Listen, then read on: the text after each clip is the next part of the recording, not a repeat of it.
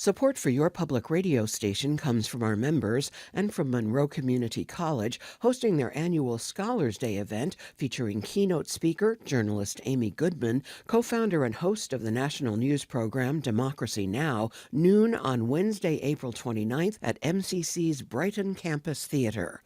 Open to the public. From WXXI News, this is Connections. I'm Evan Dawson.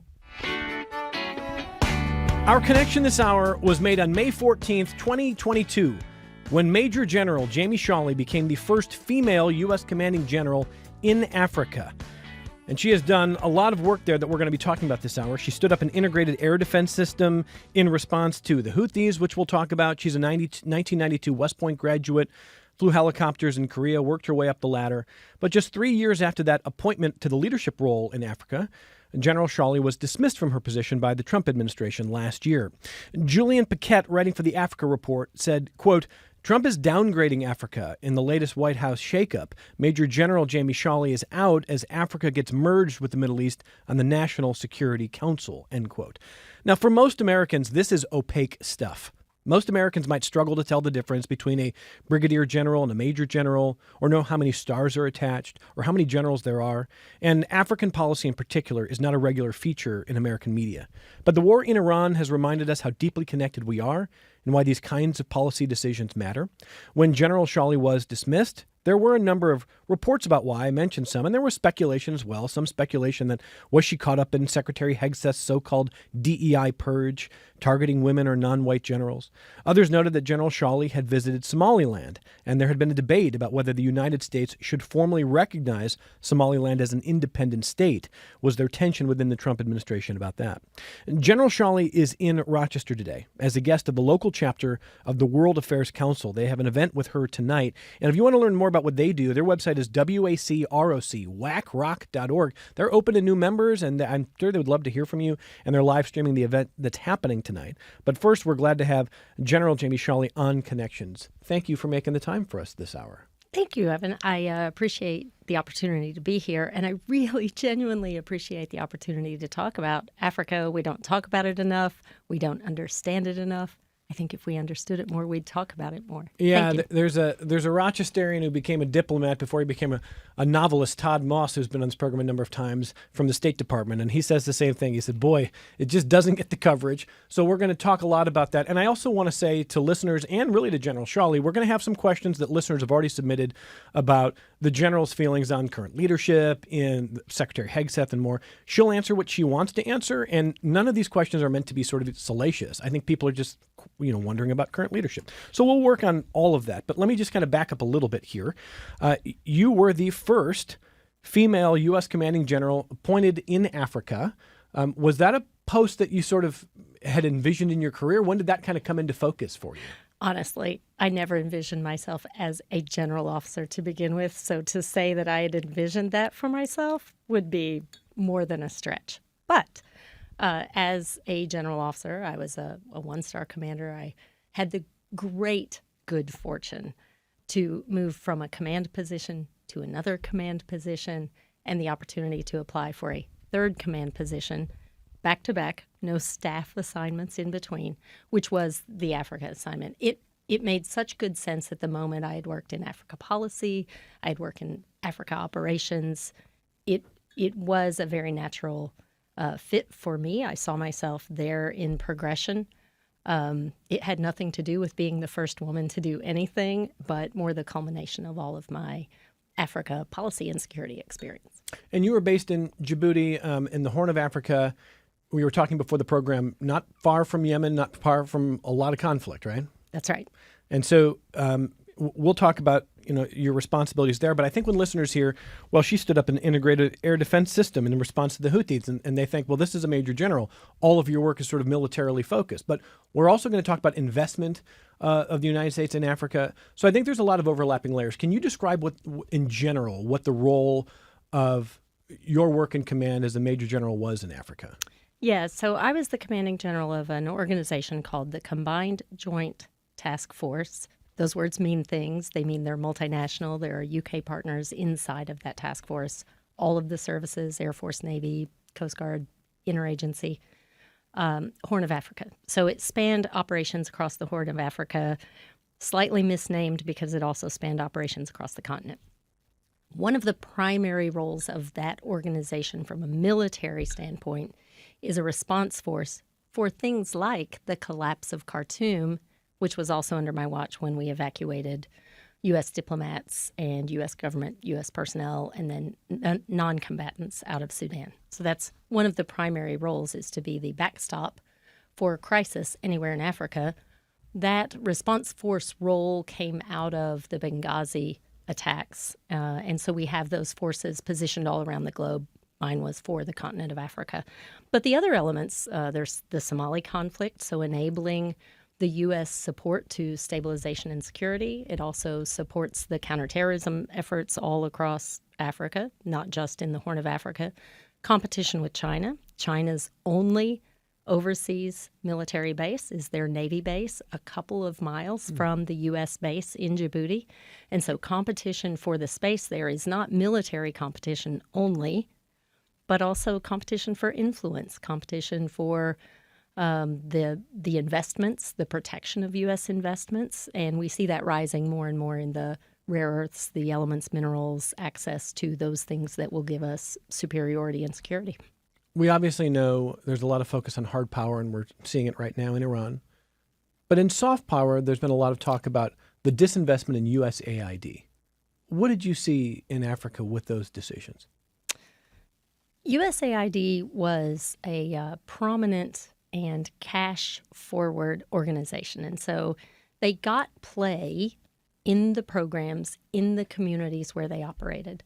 But my experience was largely, over time, USAID responded to pushback from countries who were heavily influenced by our competitors, Russia, China, even sort of our partner competitors, Turkey and the Emirates, who would influence host nations to push back against the emblems of America. And so you saw things like the removal of U.S. flags from donated water, food, construction projects. That made it tough for us to stand beside our good works on behalf of the United States taxpayer, on behalf of the American people, and say, this is what we're doing. This is where our influence comes from. And so I had, some friction in my relationship with the USAID programs, but never the USAID people. Our people there are, as they would say, doing God's work, but really there for the right reasons. The programs didn't play out to have the influence that they should have had. The return on investment wasn't there. I didn't hate the reassessment of all of our USAID programs. Okay. In other words, you did see if there was not the return on investment, it's fair to sort of reassess how we're spending the money. But could USAID have spent that same amount of money and gotten more of an investment if they, or return on investment, if they had done things differently? Absolutely. How? Well, branding is one, but also focusing on the areas of programmatics that would have resonated with the American citizenry. If the USAID director, administrator, had to go on to Evan's show and say, this is what we do that represents the American people. This is what represents democracy and values. There are lots of programs they could talk about. Verification for voting and, election structures, helping governments establish the kinds of things that protect elections, just governance in communities, helping governments to establish court systems and justice systems that protect investments, that would draw foreign investment into their communities, that help the water table rise. Those are some of the programs we did participate in. We did fund grants we gave. They could talk about. There are a lot of other programs that you would struggle to say to the common American taxpayer, this represents America and its values, and it has payback to the American people. Is there an example that comes to mind? Yeah, I would say some of the gender affirmation sorts of programming probably are the one thing that didn't resonate with the American people, that also didn't necessarily resonate with the African people. Well, that's what I was going to ask. I mean, take away what the American people think. I'm curious to know if what USAID was doing was effective in the communities, the countries, the citizenry of wherever it was sort of targeted, in places throughout Africa. So what you're describing is a program that might not be popular with Americans, but it also wasn't popular with Africans. Yeah, certainly not with the African governments. There are sectors of African society that I would argue probably need protections, and they need, the same activism and fights that sectors of American society need. It didn't need to come from the American government. It needed to be organic, and it needed to come up from the people. So it put us at odds with the African governments, which, by the way, we were trying to, I'll use the words, buy influence with. Sure. We put these programs Soft forward power. with the expectation of Soft power. yeah, exactly. Yeah. So was this just the culture war sort of seeping into policy in way? Would you put it that way? I would. Yeah. Okay. So was there a way to, in your view, instead of, sort of a broad scale reduction or elimination of USAID, could there have been a reassessment that says, here's the portions that work. Here's the life-saving, here's community building, democracy building that works. Here's the culture war stuff that we think is sort of kind of, we maybe kind of come up in the last decade. We're not really seeing a return. We'd like to move past it. We can eliminate this funding without doing sort of everything. Could there have been more surgical response to USAID? Of course. But let me answer that in two ways. One, for those that don't know, the vast majority of USAID's programming, the focus of their dollars and the constraints for how they could spend those dollars were largely earmarked and defined by Congress. They were given money and said, you can spend this money in this country on these types of programs that fit. So there's not much autonomy in the field? There's not. There's a small portion of discretionary spending. Secondly, I would say absolutely there is room for reassessment, reevaluation, sort of that, assessment loop. But that is a very academic and apolitical response to your question. If you're a politician and everyone that's appointed in an administration is a political appointee, right? The leaders of these organizations. What the first Trump administration learned is if they didn't move fast, the gears would stop them. The gears of government were designed to stop action that happens too quickly, that might become irreversible, that might not be good for the American people. Which, by the way, that's what conservatism means. I mean, slow change, thoughtful over time. Conservatism for decades and centuries in this country was the idea that radical, fast change could be dangerous. If you were to look back over 20 years and as in your mind you review and assess what USAID programming has bought us, right, in influence, and you see that it's waned over all this time, and it hasn't changed. You've had Republicans, you've had Democrats. It hasn't changed. If you go slow, then at the end of 4 years, you'll look back and probably say you also didn't change it. And so there is some argument for moving fast, crashing it all. I'm not sure I would have done it that way. But this administration learned a lot from 2016 to 2020. And that was why I was confused when Donald Trump is running again. Everyone said, well, we know how he governs. I mean, it's going to be like, no, they definitely learned a lot. He learned a lot about the people who constrained him with what he wanted to do in a lot of different sort of spheres. And what you're describing is not a surprise to me, but it's really interesting. It's really enlightening, especially if you are a supporter of this president and you felt like he was too constrained. So they figured out ways to not be as constrained. They come in, USAID is on sort of the chopping block. I think the way that you're describing it tells us that we're not doing a great job with soft power for two reasons. Number one, in your view, when the culture war got too sort of infected into soft power, we were losing even when we were spending. And now if we're not spending, we're not trying, and we're losing to China and others. Fair? Fair. Okay. So there we are with with that section of questions. And listeners, if you want to jump in, we're talking to General Jami Shawley, a retired U.S. Army Major General, and she was the first female U.S. commanding general in Africa. She probably gets tired of hearing me say that. She is an accomplished person in her own right, not just because of that distinction. But we're talking about her career, and now as a retired person, she's probably able to speak a little more freely, or a lot more freely than she would have been in the past. She's in Rochester today as a guest of the local chapter of the World Affairs Council, and they have an event with General Shawley tonight. If you want to email the program, as always, it's connections@wxxi.org, connections@wxxi.org. If you're watching on the YouTube channel, you can join the chat. You can call the program toll-free, 844-295-TALK.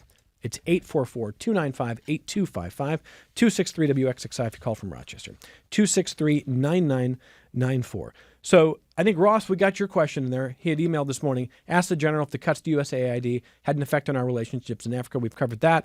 And David wanted to know, did General Shawley attend the meeting of the generals called by Pete Hegseth last year? So let's get through a couple of the questions about your dismissal, the new leadership at the Pentagon, et cetera. And we'll answer David's questions first. He wanted to know if you were part of, so the generals are called from literally around the world. That's right. And from my understanding, pretty unusual event. In Washington, the Secretary of Defense calls them. The president was there.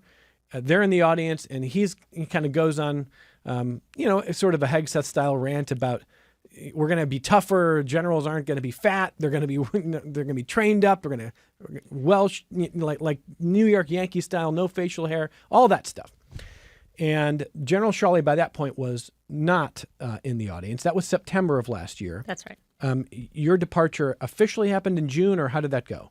Yeah, I don't actually even know the date. Okay, but you were not in the audience. But I was not in the audience, and I was not formally in the National Security Council at that point either, although I was still detailed onto the White House staff. But you watched that event. I did. What did you make of it?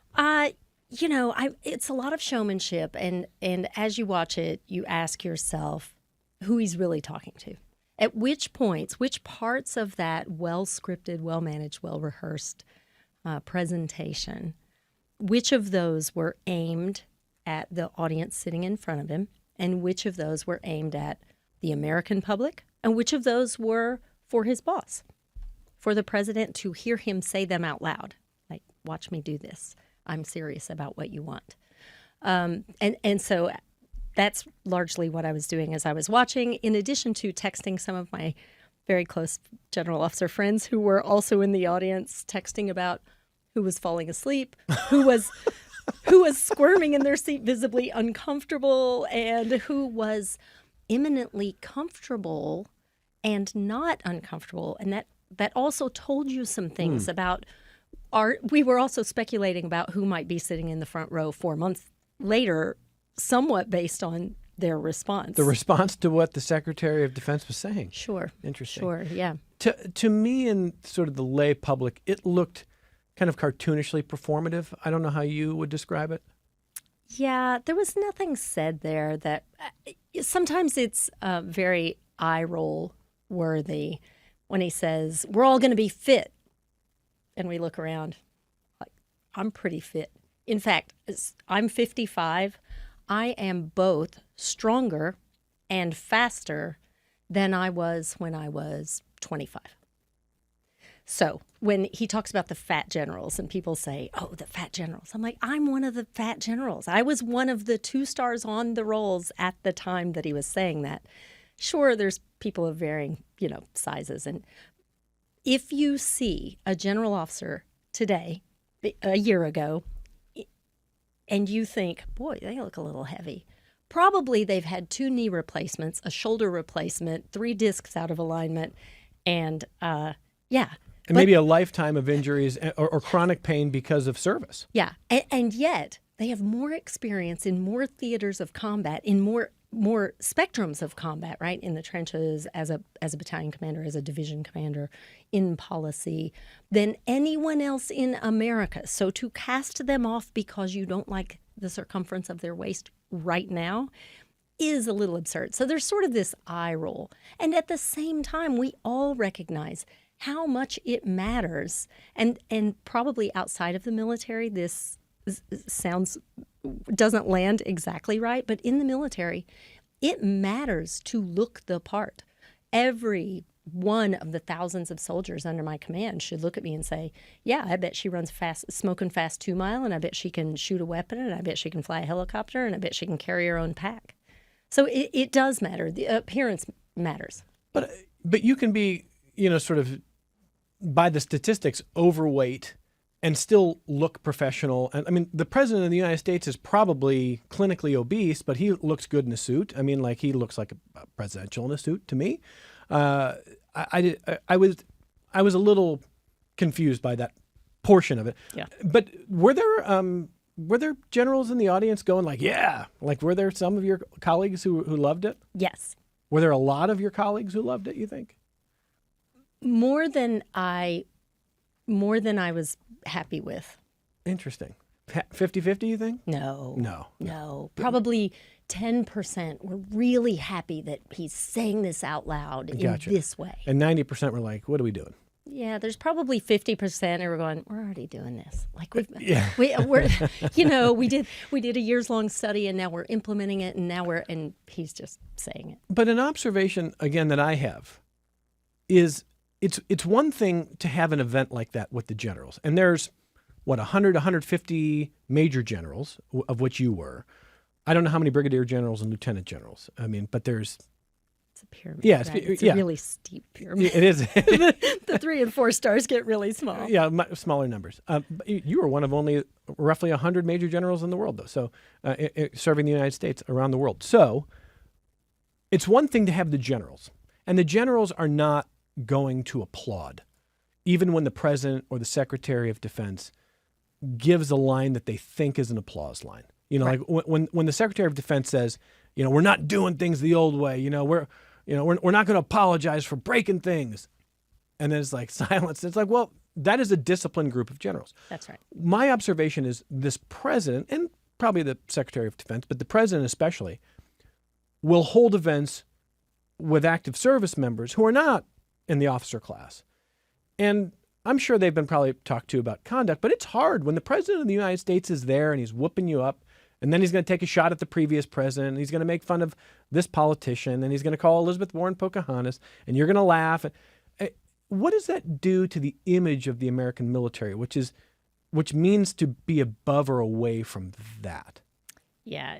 So it does politicize everything that the soldiers attend, which chips away at the public trust. And so maybe it chips away at left-leaning, just general American public now. If the same thing happened with President Biden, it chips away, it erodes the right-leaning American public. But what doesn't happen is it doesn't come back.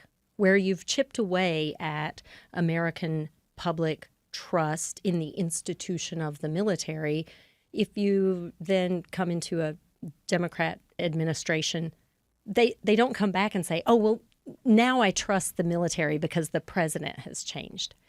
The American public begins to see the military, the defense structure, as a political body.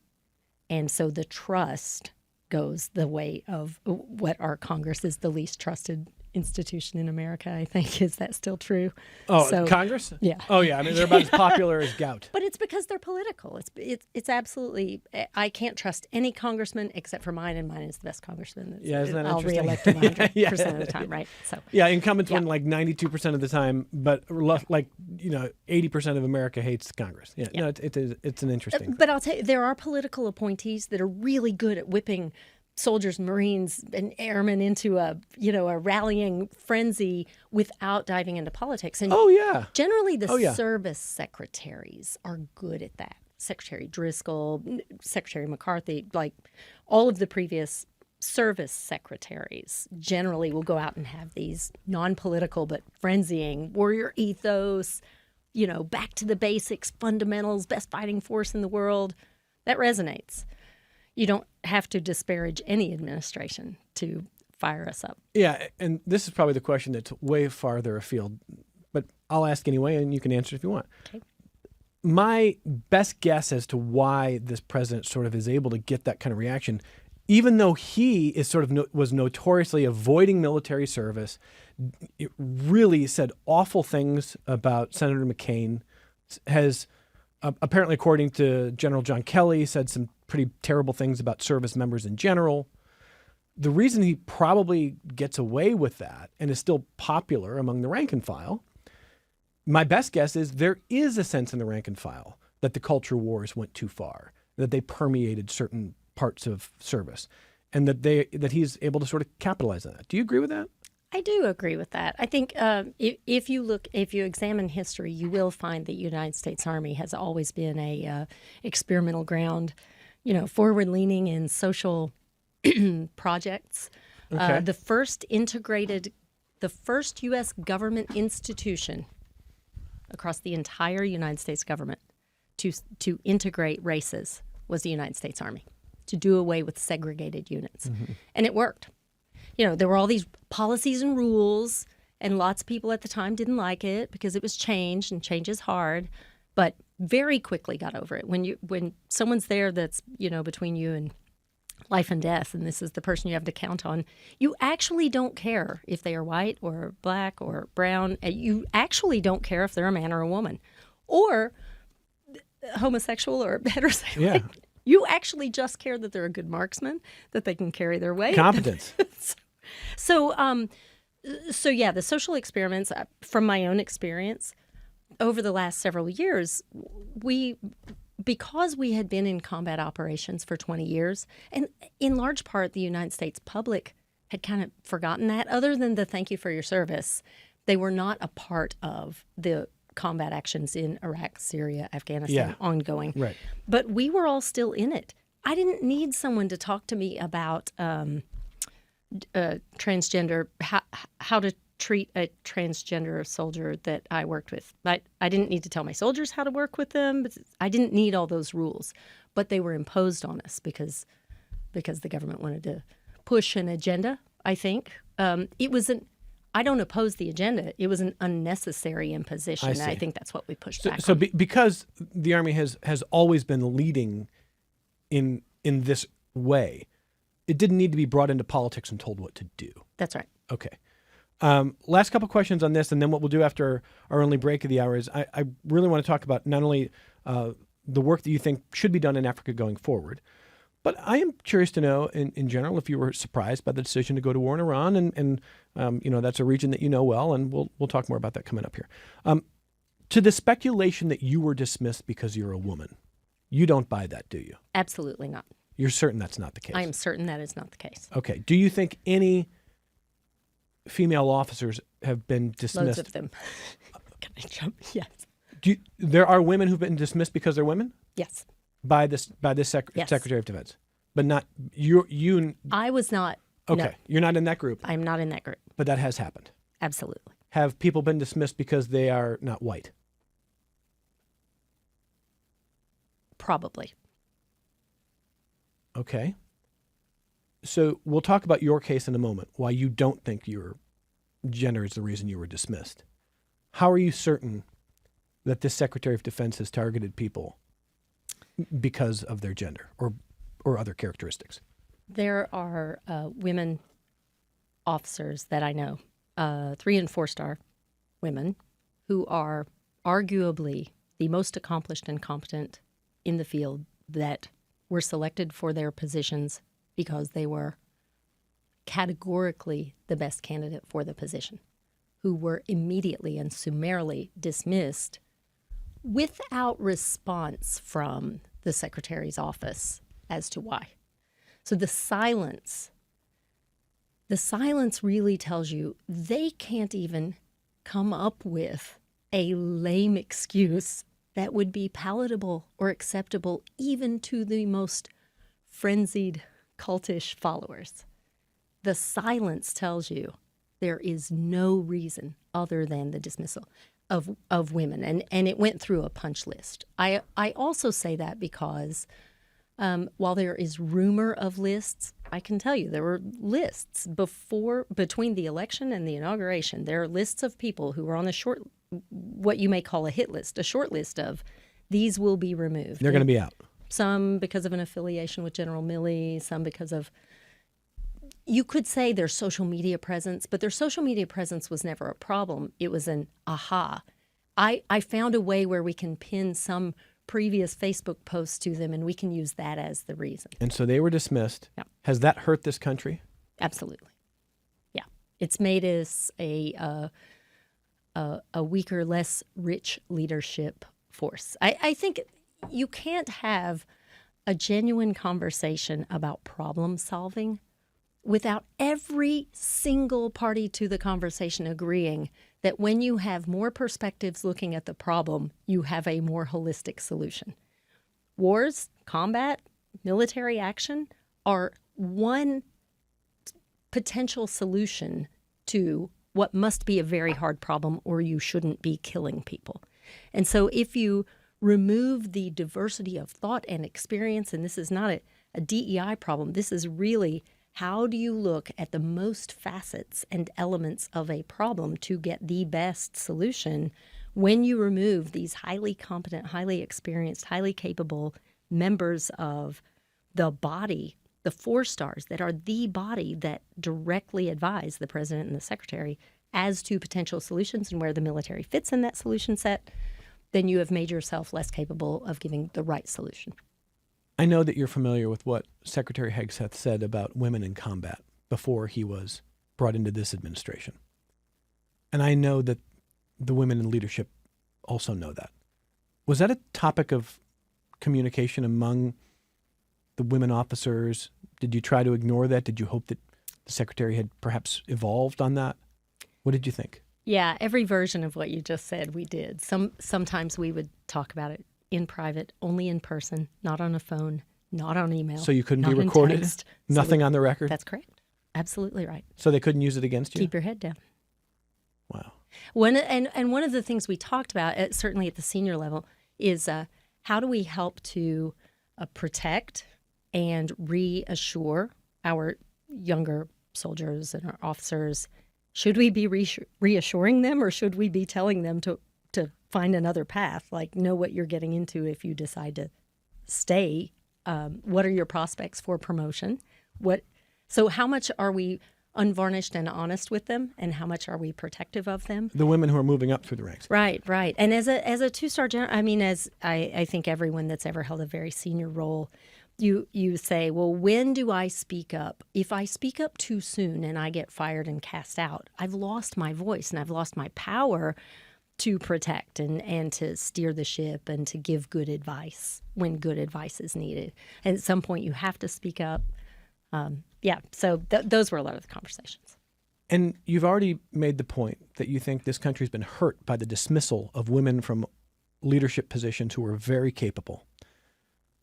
Do you think this country's also been hurt because women who have not yet achieved a star on their uniform but could be on that path are looking at this and saying, I'm out of here. I'm going to take myself out of this and not subject myself to that. Do you think that's happening? Do you think women are leaving? Oh, yes. Yeah. Yes. Yes. The answer is yeah. But for the same reasons, right? Because we have a less rich pool. When you're hiring for a job, you want more candidates to choose from. You want to see every potential candidate. And if they're self-selecting out, then you just have a smaller pool to choose from for promotion. Why are you being so candid with my questions? I thought you would be deflecting more. If I'm being candid. Yeah, well, because I don't have anything to hide. You're retired, yeah. But also I was not targeted. I was not targeted by Secretary Hegseth. I was not targeted by the administration.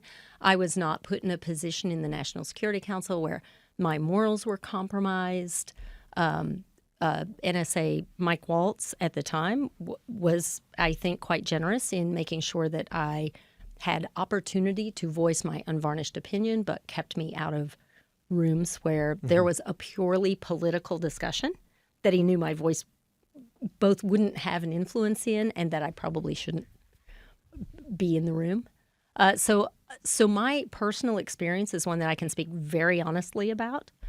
And I also think if Secretary Hegseth were listening to this, he would say, yeah, that's probably right. Yeah, I'm not afraid of backlash on this. He would say, we haven't fired anybody because they're a woman or dismissed anybody for political reasons. It's about competence. And he's made that point every time he's spoken publicly. We're a merit-based organization. Full stop. No apologies. I guess I meant he would say that in his own head.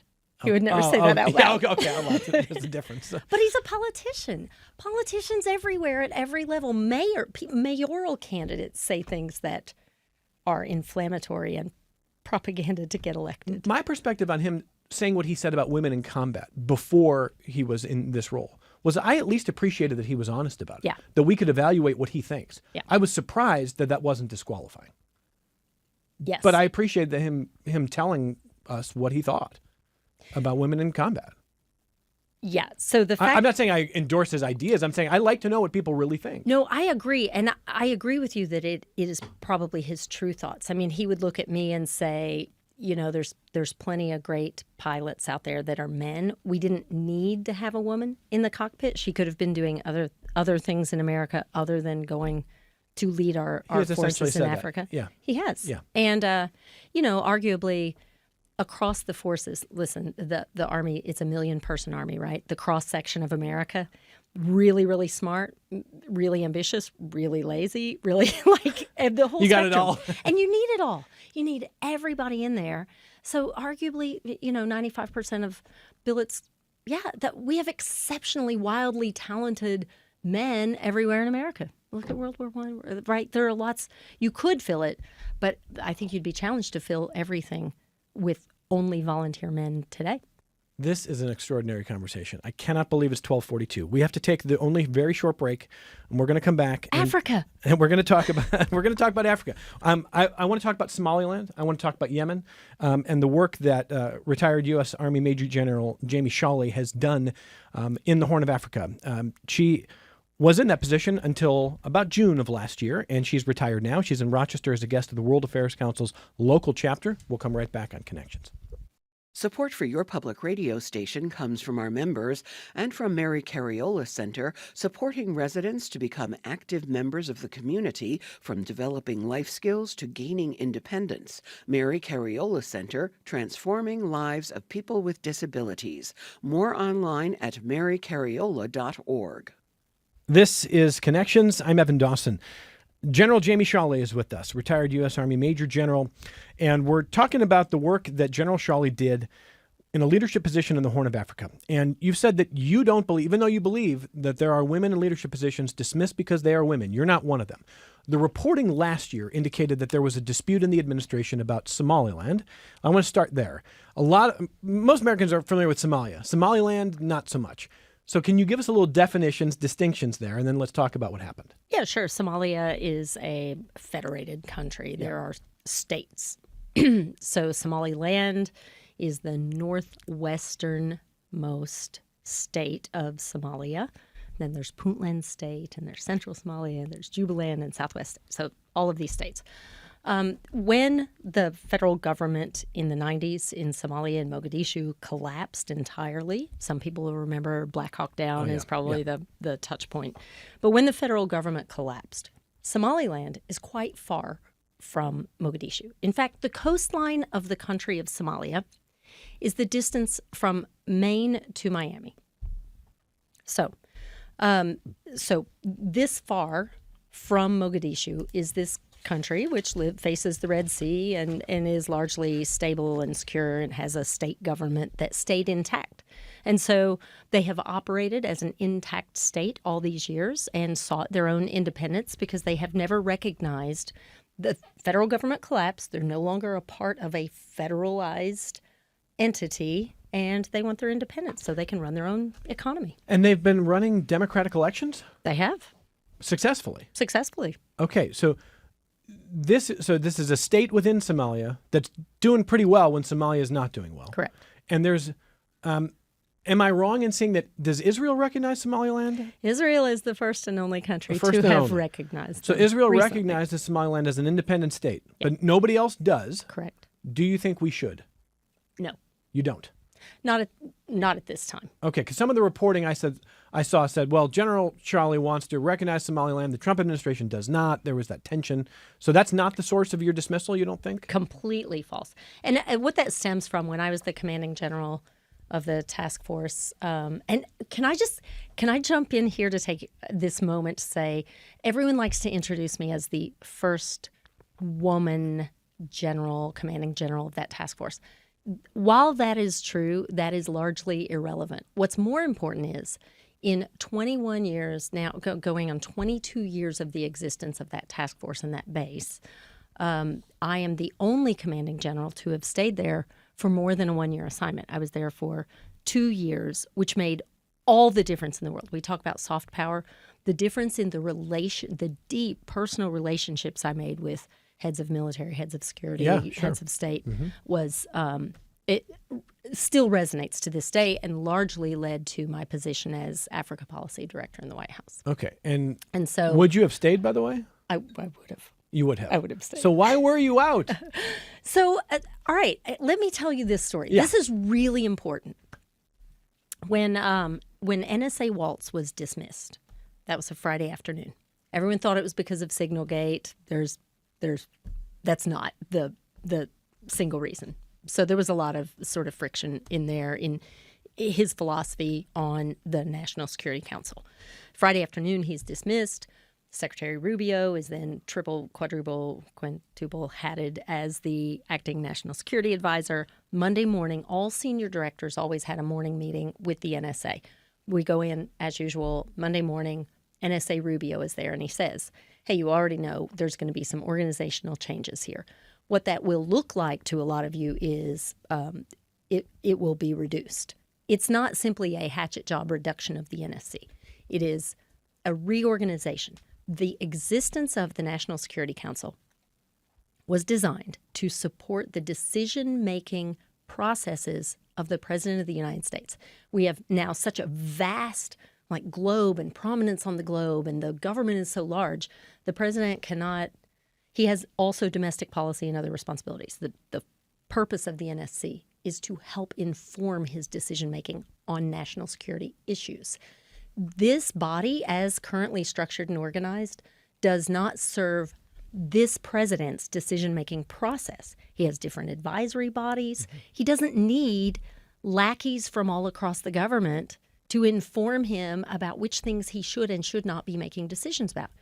You guys don't get to queue up a decision for the president. That's not how this works. And so we're going to cut away the things that don't serve the purpose of the organization.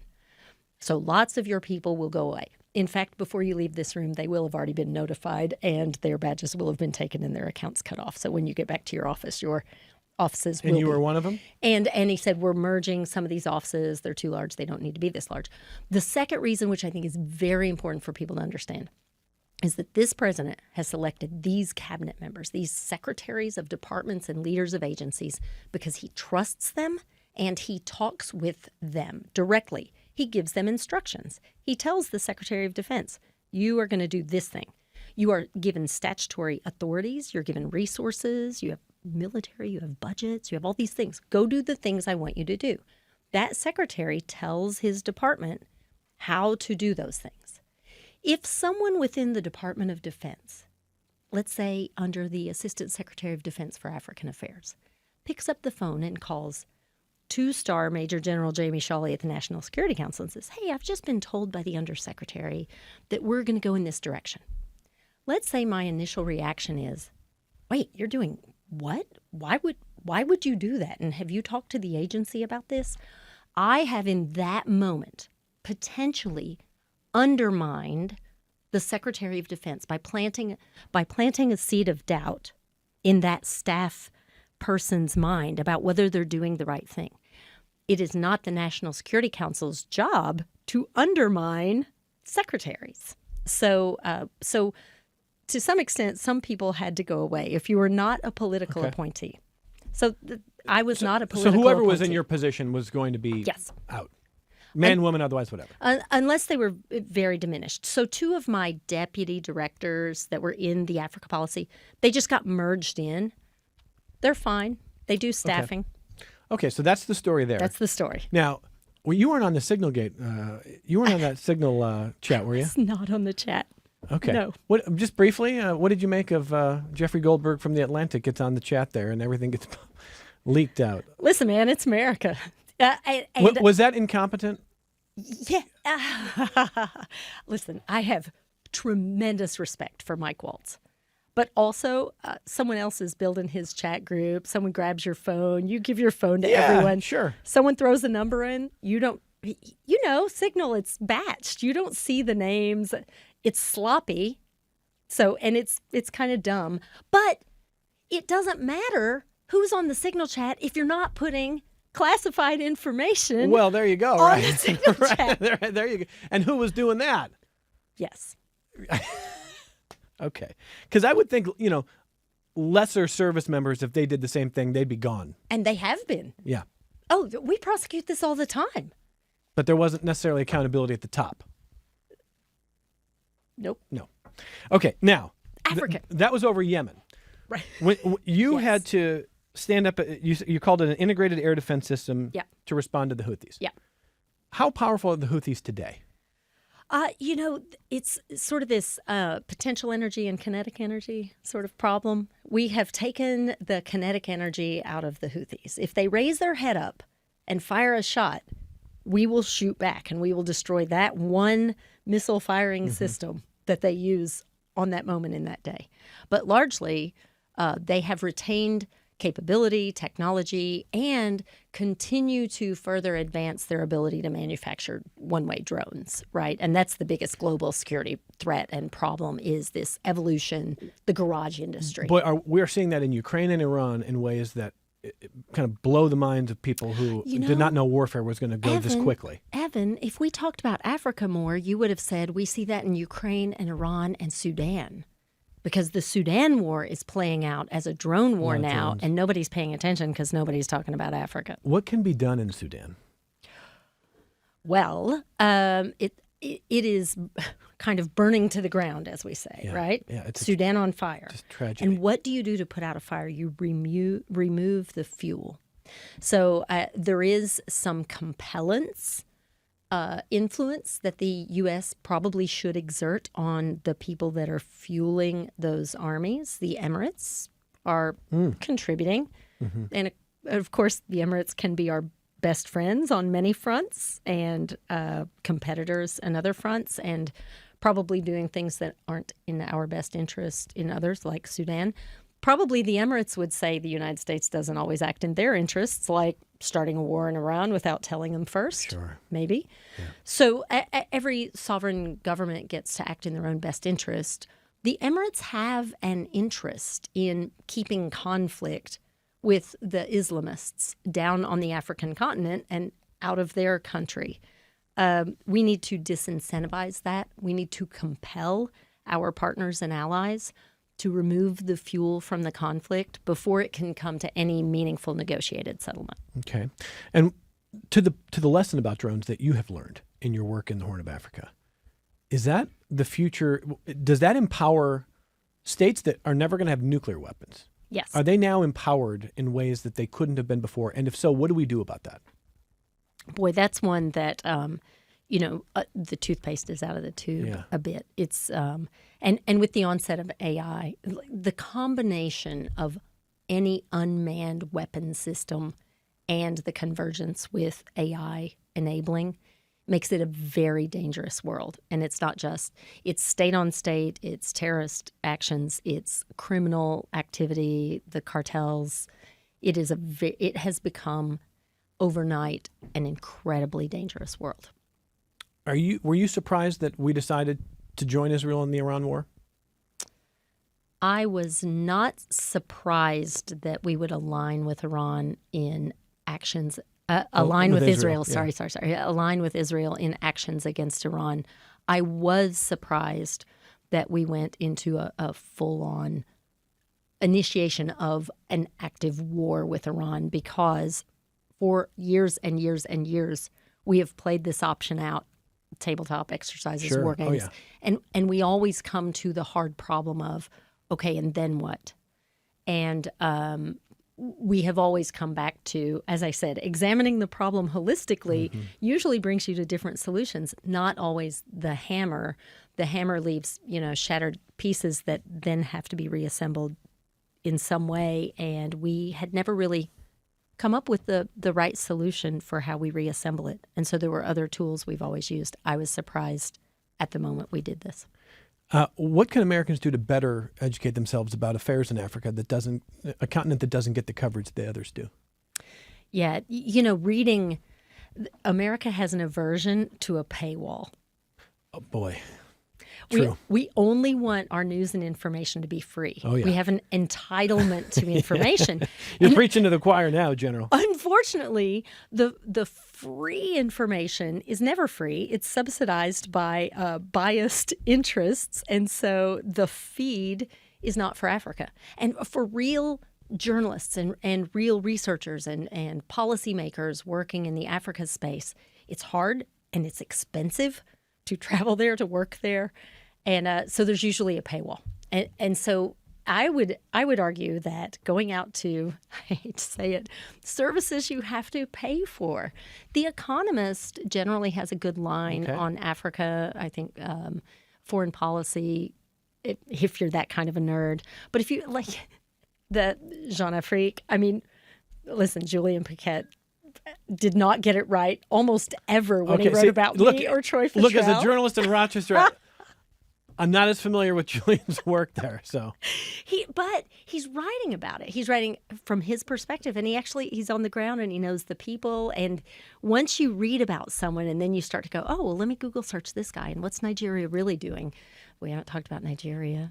Oh, see, South Africa. I mean, we can come back and talk about another day on probably every sector of the country. I'm so grateful for your time this hour. And the music's going to play, which means we're literally going to be out in a minute. So tonight, the World Affairs Council of Rochester has General Jami Shawley, retired U.S. Army Major General, a 2-star general, talking to the local chapter. It's wacroc.org. They're open to new members if you want to join with them, and they'll have a live stream of the general's talk tonight. Briefly here as we leave here, a different David wrote in to ask, we talked about what happened at the top. Were there any indications of promoting unqualified officers or promoted out of turn because of loyalty to this administration, people moving up who shouldn't have been? So I think we've seen some general officer and promotions. I've got 20 seconds. Okay. No, we're not promoting generals that aren't qualified to be in the Army. Okay. Thank you so much for your time. I'm so grateful. And if I ever get the chance to talk to you again, I look forward to it very much, General. Thank you very Evan. much. Thanks. General Jami Shawley, more connections coming up in a moment.